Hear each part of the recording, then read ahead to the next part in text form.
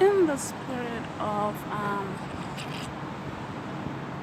New Year's, new beginnings, resolutions, I want to wish everyone a happy New Year. Hope everyone made it into the New Year. And I want to talk about a few things that no matter where you are, you need to be wary of.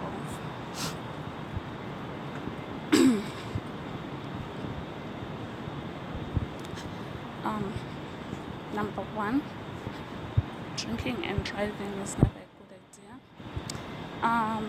Case in point where a drunk driver has been sentenced to life for an accident that took a relative's life and killed two people in a head-on collision because she was going the wrong way and left her paralyzed. So 1 year paralyzed, 2 it took people's life, and 3 your life has just been ruined because you're going to jail.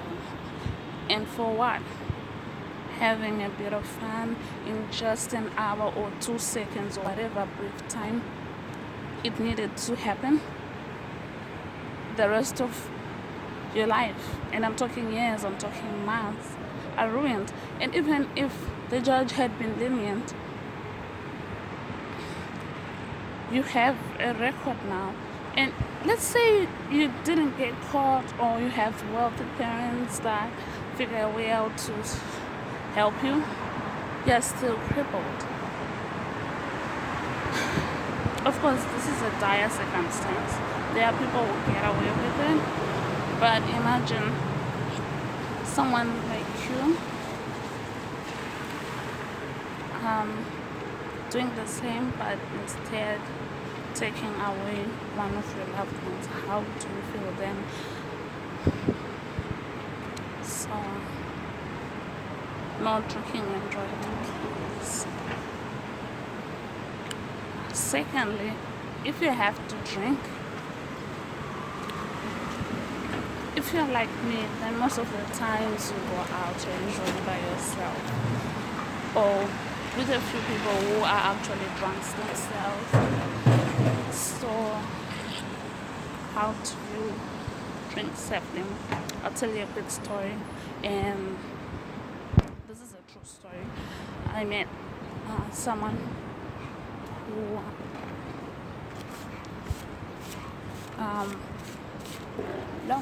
long time person that I've known, elderly policeman, and anyway, he wanted us to meet up, celebrate. And the first time I thought we were going to be with other people. Actually, I'm friends with one of his relatives, and she's about my age, so I thought she'll be there. Actually, I was told she'll be there, and then on the day I was told, she couldn't make it because her bus was running late and she was coming from out of the country. And okay, this is too much detail, but the point of the matter is my drink was spiked. I was having Amarula with milk, and I can drink Amarula without getting drunk, the whole bottle by myself. But the point is, when it happened, I knew it happened. I realized it. I had an intuition because I can't take anything but bitter. So I decided to call it a night, and that was that. Next time I was just after winning an award, and then I was heading home. I went straight to school from work, and that was Mount Pleasant. And then from Mount Pleasant, I didn't have to go back into the city to go home. I could just walk a kind of long distance, but not long enough. It was walkable, it's doable. Anyway, I walked all the way to get the bus that takes me off Fainona, and I was dropped off in Fainona, and I could just walk through into Pomona. And so, yeah, so Fainona and Boroto are next to each other, but it's a walk, granted, but it's not that bad. And it beats going back into the city. And at night, the direct route is closed because that's where the president lives, and then at 6 p.m. it's closed, so we have to go around, which takes longer. So I'll have to take a taxi because I'll get there pretty late, and you don't want to be walking if you value your life, and two, if you have anything of value, because you won't have it anymore. So I get this call, and this person is like, well, let's meet up. It's the same person, mind you, elderly, someone who commanded respect. So I didn't talk about this until the second time he spiked my drink again. But this time we met at Sam Levy. I ordered a burger and fries, and then he brought the Amarula, and conveniently forgot the milk. As you, okay, maybe you don't know, but it's a complex, so got the milk because I can't take it like that. And it's 18%. It's very, very, very high alcohol, and it takes the marula fruit takes down elephants, so you don't want to mess with something like that. And I've never been drunk in my life, so I won't start now. Anyway, it was pretty late, so I was like, well, I think I want to go home, because if it gets too late, how do I get home? It's like, I'll get a taxi for you. So what ends up happening is spikes my drink again, and this time I noticed, because I put twice the amount of milk that I usually put, because I didn't want to not be sure, and I didn't want to lose out, because Amarula is very expensive. I enjoy it, and it's a nice feeling of like doing something that you don't do. Like, I am drinking, and it's alcohol, and it's expensive, and I'm enjoying it, even though I don't get drunk. Anyway, so he spikes it the first time when I go to get the juice, the order.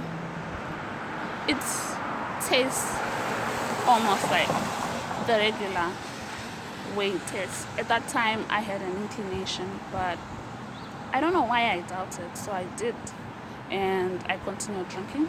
But I had to go to the bathroom because it's a big bottle, and it was having straight up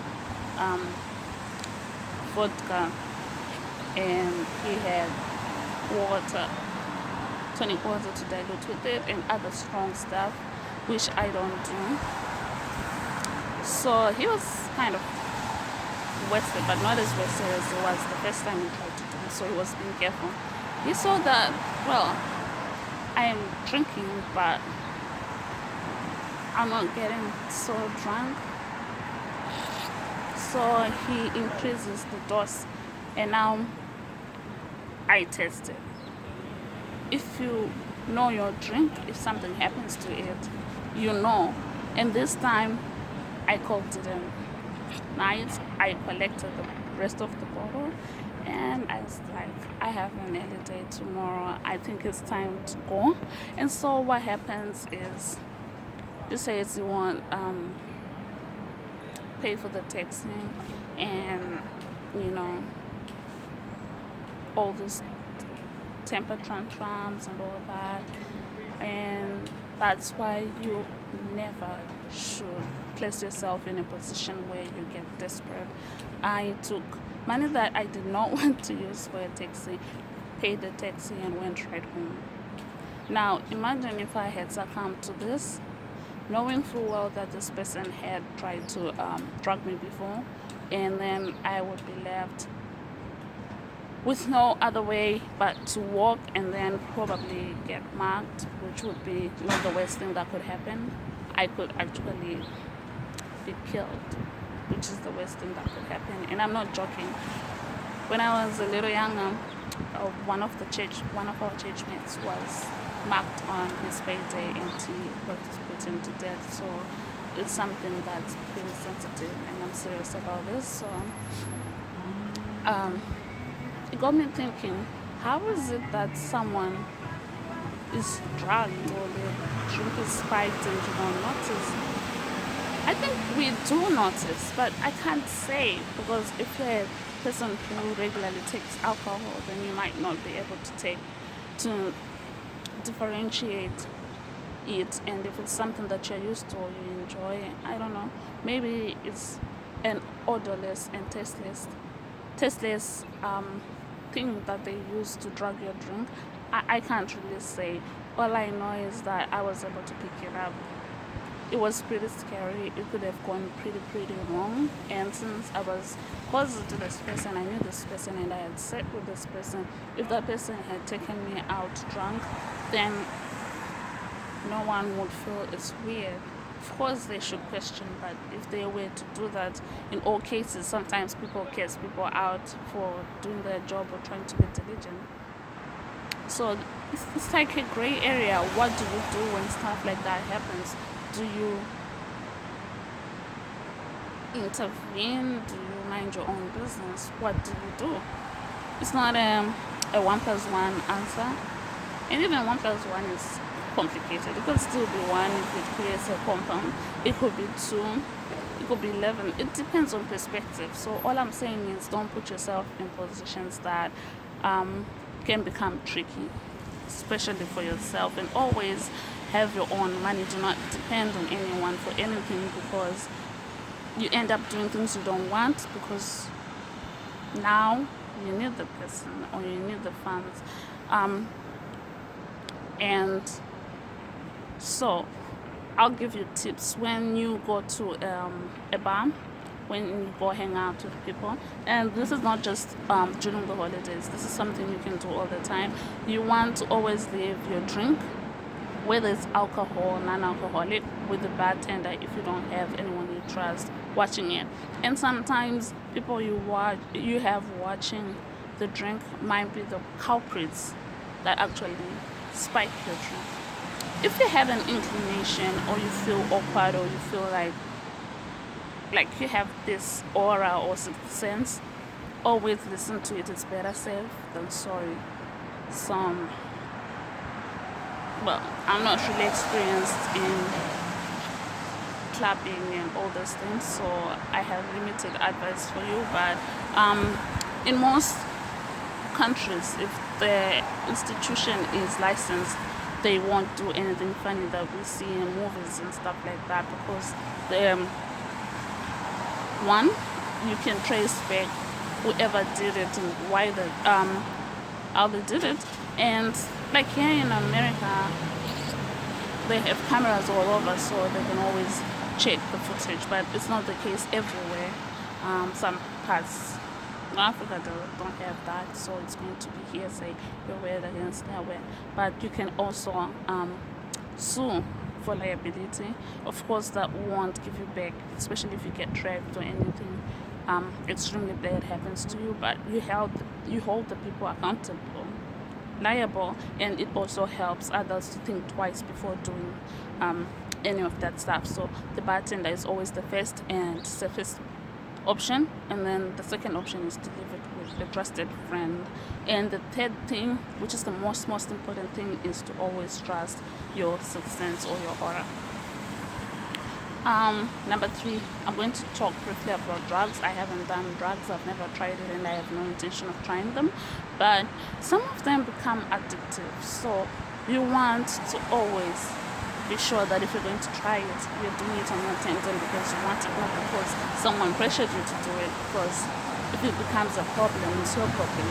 If it ruins your life or affects you in any way, not all drugs are addictive and not all drugs are severe to the extent that you can't do anything. The only problem is depends on your tolerance, and it depends on whether or not you have some sort of recessive mental or health condition that will make it that the drug or alcohol will induce. So you might be recessive schizophrenic, and then after taking the drugs, it activates it, and then all of a sudden you exhibit the symptoms, and now you're sick. Or any other thing. Well, I have reached where I was going. It was nice doing this with you again, and I hope you take my advice seriously.